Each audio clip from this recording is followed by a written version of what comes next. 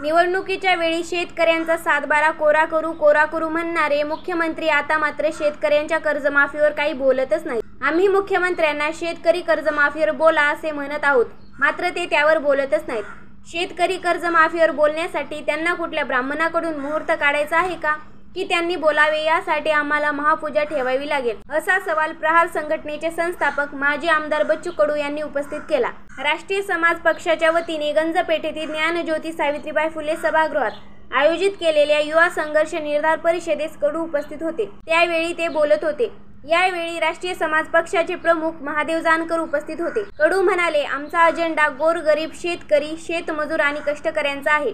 आम्ही शेतकऱ्यांसाठी लढतो। जो शेतकरी विरोधी तो आमच्या विरोधी आहे, मग ते एकनाथ शिंदे असोत किंवा मुख्यमंत्री देवेंद्र फडणवीस असोत। निवडणुकीपूर्वी शेतकऱ्यांचा सातबारा कोरा करू म्हणून सांगणारे मुख्यमंत्री आता मात्र त्यावर काहीच बोलत नाहीत। त्यांची नेमकी अडचण काय आहे माहीत नाही, त्यांचे गणित चुकले आहे का हे कळत नाही।